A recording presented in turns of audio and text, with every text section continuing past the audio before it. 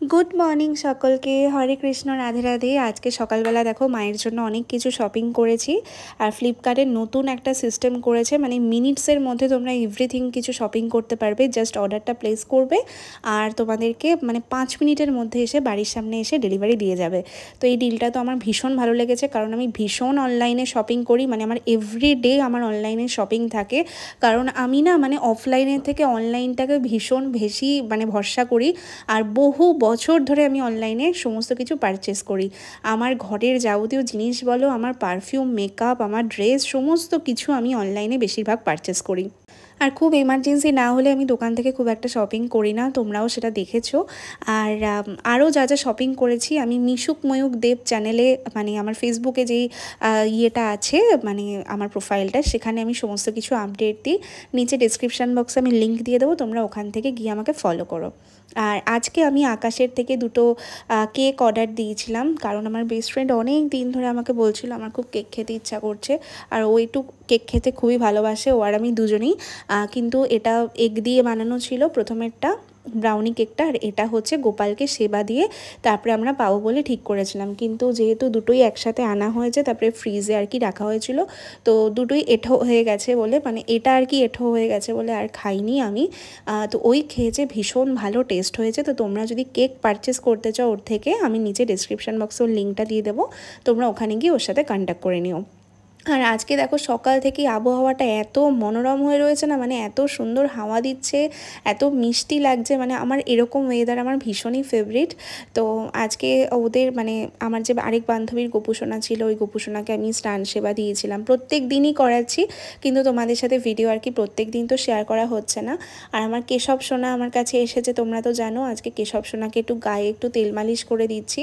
আর সব সোনাকেই আমি প্রত্যেক দিন তেল মালিশ, তারপরে ক্রিম, সমস্ত কিছুই মাখাই, কিন্তু সবটা তো আর ভিডিও করে দেখানো হয় না। আর দেখো না, চাদরটা সেই কবে অর্ডার দিয়েছি, এখনও আসার নাম নেই। তার জন্য আমি পাততেও পারছি না, তার জন্য আমি বেশ কিছুদিন আগে চাদরটা সব গুছিয়ে রেখেছি, কারণ ভাবলাম যে নতুন মানে বেড কভারটা আসবে, তারপরে একবারে পাতবো। কারণ বারবার একটু ওঠাতে নামাতে একটু তো অসুবিধা হয়, কারণ বুঝতেই পারছো আমার সমস্ত গোপাল যেহেতু খাটের মধ্যে একসাথে আছে, তো সবাইকে আবার মানে একটু সরিয়ে রাখা। আর আমি না কি করে চাদরটা পাতি তোমাদেরকে আমি বলছি।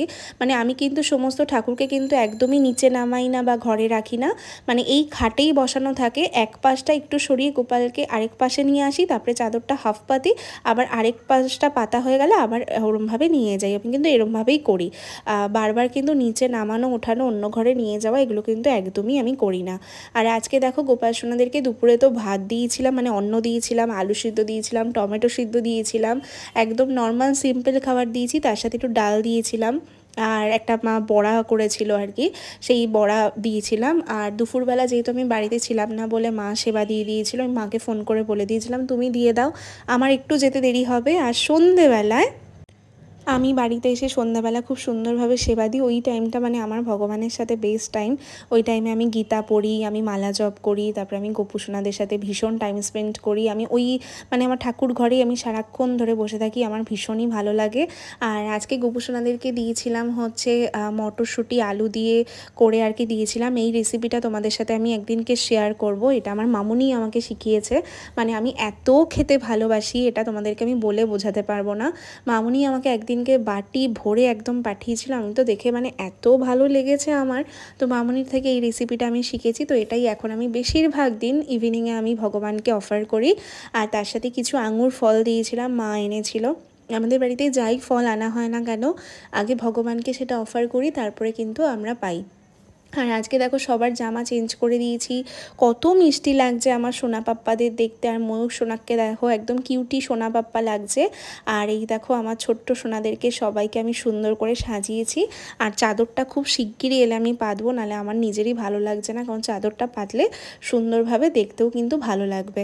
আর এই হলো আজকে বাবুদের রাতের ডিনার। আর তারপরে আবার কিছুক্ষণ পরে আবার দুধ সেবাও লাগিয়েছিলাম। তো যখন যেরকম পারি সেরকমভাবেই কিন্তু দিই। ভগবান কিন্তু নিজেও বলেছেন যে মানে আমার জন্য বেশি কিছুর কিন্তু আড়ম্বরের প্রয়োজন নেই, তোমার কাছে যেটুকুনি সামর্থ্য আছে শুধু জল তুলসী পাতাতেও কিন্তু উনি খুশি। সবাইকে জানাই রাধে রাধে।